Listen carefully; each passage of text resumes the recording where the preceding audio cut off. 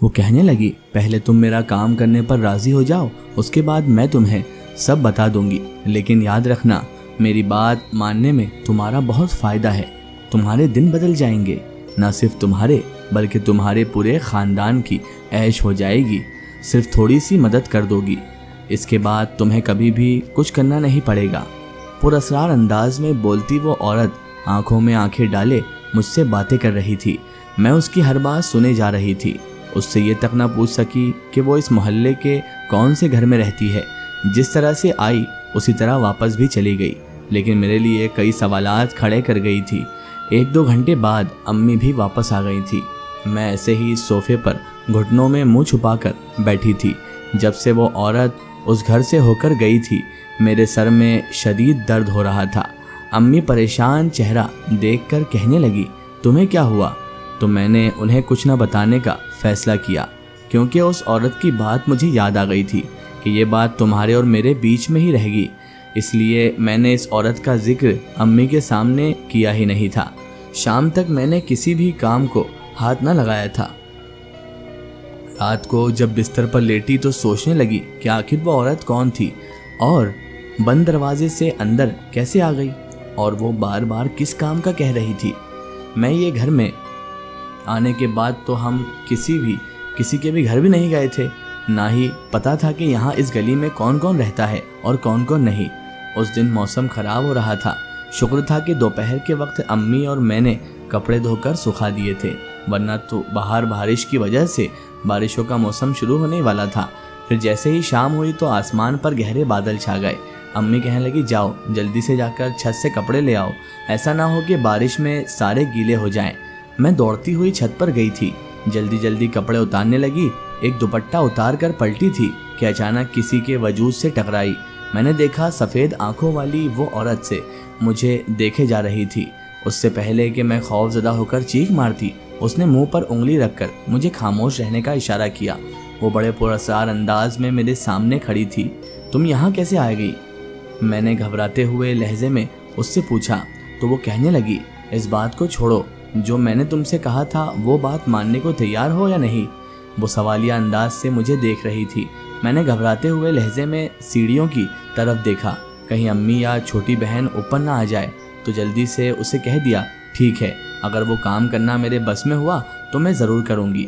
یہ کہتی ہوئی میں جھپاک سے نیچے بھاگ آئی تھی۔ میرا پیلا پڑتا چہرہ امی نے دیکھ لیا، کہنے لگی کیا ہوا، اوپر کوئی بھوت دیکھ لیا کیا جو چہرے کا رنگ اڑا ہوا ہے؟ اب میں انہیں کیا بتاتی، ایک ایسی عورت جو ہر جگہ میرے سامنے آ جاتی ہے، نہ جانے وہ کون ہے، کس جگہ پر رہتی ہے، لیکن اس نے مجھے کسی کام کے بدلے میں بہت بڑا انعام دینے کا کہا ہے، اور یہ حقیقت تھی کہ میں اپنے گھر کے حالات بدلنا چاہتی تھی، کیونکہ اکیلے ابو کی کمائی میں اب گھر کا گزارا ممکن نہیں تھا اور نہیں ہوتا تھا۔ چھوٹی چھوٹی ضرورتوں کے لیے ہمیں کئی دن تک انتظار کرنا پڑتا تھا، پھر بھی جا کے وہ ضرورت پوری نہ ہوتی تھی۔ جب سے محلے کے لوگ یہ کہنے لگے تھے یہ دونوں گھر آصف زدہ ہیں، تب سے ہی امی نے سوچ لیا تھا کہ وہ زیادہ کسی کے گھر نہ جائیں گی، نہ آئیں گی، اور نہ ہی کسی پڑوسن سے تعلقات رکھیں گی، کیونکہ پھر لوگ اس طرح سے ان کا دل خراب کریں گے۔ حالانکہ انہیں تو ابھی تک اس گھر میں کچھ بھی ایسا محسوس نہیں ہوا تھا، لیکن میں انہیں کیسے بتاتی کہ مجھے اس گھر میں بہت کچھ محسوس ہوتا ہے، حتیٰ کہ برابر والے گھر میں بہت کچھ دیکھ چکی تھی۔ اس دن جب میں شام کو نہائی تو گیلے بال سکھانے چھت پر چلی گئی۔ ابھی وہاں کھڑے چند سیکنڈ ہوئے تھے کہ اچانک میرے بال بری طرح اڑنے لگے، حالانکہ ہوا کا تو نام و نشان بھی نہ تھا۔ میں بری طرح گھبرا گئی، تو پھر میں نے تیز خوشبو کا جھونکا میری ناک سے اور جاتا ہوا محسوس کیا، یعنی مجھے تیز خوشبو کا جھونکا اپنی ناک کی سمت سے ٹکراتا ہوا محسوس ہوا۔ میری ناک سے ٹکرایا تو میں فوراً ہی پلٹ کر پیچھے دیکھنے لگی۔ تبھی میں نے ایک سائے کو دیکھا، دیوار کے آس پاس جاتے ہوئے دیکھا۔ وہ دیوار پر دوڑتا ہے اسی بند گھر میں چلا گیا تھا۔ میں یہ خوفناک منظر اپنی آنکھوں سے دیکھ رہی تھی جب کمرے کا دروازہ اچانک ہی کھل کر بند ہوا۔ ایسے لگا جیسے وہ سایہ دوڑتا ہوا اسی کمرے میں گھس گیا ہو۔ میں الٹے قدم دوڑتی ہوئی نیچے آ گئی تھی۔ امی نماز پڑھ رہی تھی۔ میں اپنے کمرے میں جاتے ہی پلنگ پر لیٹ گئی۔ یہ بات میں کسی کے سامنے بھی نہ کہہ پائی تھی، کیونکہ امی نے سختی سے منع کیا تھا کہ ابو کے سامنے اس گھر میں ہونے والی کسی بھی بات کا ذکر نہیں کرنا ورنہ وہ پریشان ہو جائیں گے۔ ویسے ہی آج کل ان کا کام نہ لگ رہا ہے۔ آئس کریم کمپنی والے ابو پر زور ڈال رہے تھے کہ وہ زیادہ سے زیادہ ان کی آئس کریم سیل کریں تاکہ ان کی تنخواہ بڑھائی جا سکے، لیکن اس علاقے میں جس میں ہم ابھی رہ رہے تھے، اس علاقے میں آ کر تو ان کا کام بالکل ہی ٹھپ ہو کر رہ گیا تھا۔ اب مجھے صرف اس عورت کا انتظار تھا۔ میں خود کو راضی کر چکی تھی کہ وہ پراسرار عورت مجھے جو بھی کام بتائے گی اس میں ہر حال میں پورا کر دوں گی، اس کام کو کروں گی تاکہ ہمارے گھر کے حالات بھی بہتر ہو جائیں اور اکیلے ابو کے اوپر گھر چلانے کی ذمہ داری نہ ہو۔ لیکن میں محسوس کرتی کہ جب بھی میں گھر میں اکیلی ہوتی تبھی وہ عورت میرے سامنے آتی تھی۔ مجھے اس کی پرچھائی سے بھی ڈر لگتا تھا، لیکن جس طرح سے اس نے مجھے قسمت بدلنے کا لالچ دیا تھا، اب میں شدت سے اس کا انتظار کرنے لگی تھی۔ پھر اس دن اچانک امی کی سب سے چھوٹی بہن نے قرآن خوانی کروائی تو ہم سب کو دعوت دے کر چلی گئی۔ انہوں نے سختی سے تاکید کی تھی کہ تم سب لوگ کو میرے گھر آنا ہے کیونکہ رات کا کھانا وہیں پر ہوگا۔ میرے سر میں بہت درد ہو رہا تھا۔ امی بار بار مجھے تیار ہونے کے لیے کر رہی تھی، لیکن پھر میں نے انکار کر دیا اور کہنے لگی آپ بہنوں اور چھوٹے بھائیوں کو لے کر چلے جاؤ، ابو کے انتظار میں گھر میں ہی رک جاتی ہوں میں، وہ شام کو آئیں گے تو ان کو کھانا وغیرہ کون دے گا، کون نکال کر دے گا کھانا۔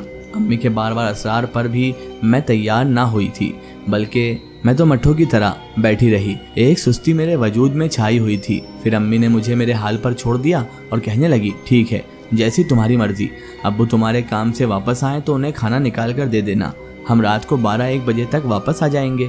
یوں امی اور چھوٹی بہنیں تیار ہو کر چلی گئیں۔ ابو بھی 12 بجے سے پہلے نہیں آتے تھے کیونکہ ان کا کام ایسا ہی تھا۔ اب میں اکیلی گھر میں موجود تھی۔ خوف بھی محسوس ہو رہا تھا کہ مجھے اکیلا دیکھ کر وہ عورت ضرور میرے سامنے آ جائے گی جو ہر بار بڑے پراسرار انداز میں کہیں نہ کہیں سے اس گھر میں آ کر بیٹھ جاتی ہے۔ میں باہر صحن میں بچھی چارپائی پر بیٹھی تھی، ہاتھ میں کتاب پڑھتے ہوئے میں اس کی کہانی میں کھوئی ہوئی تھی، جب اچانک ہی کمرے کا دروازہ چرمرایا۔ میں نے چونک کر سر اٹھایا تھا۔ کمرے کے اندر جاتا ہوا کوئی دکھائی دیا۔ میں جلدی سے اٹھ کھڑی ہوئی۔ کمرے کا ہلتا دروازہ بتا رہا تھا کہ میری آنکھوں کے جو وجود دیکھا ہے وہ سچ ہے، ضرور کمرے کے اندر کوئی موجود ہے۔ خوف سے کانپتے ہوئے جیسے ہی میں نے اندر گئی تو میرے پورے وجود میں ایک سنسنی سی دوڑ گئی، کیونکہ سامنے ہی کالی چادر میں لپٹی وہ عورت چارپائی پر بیٹھی تھی، سفید آنکھوں سے مجھے غور کر دیکھ رہی تھی، گھورے جا رہی تھی جیسے وہ کوئی بات کرنا چاہ رہی ہو، لیکن جب وہ بولی تو اس کی آواز میں نرمی تھی۔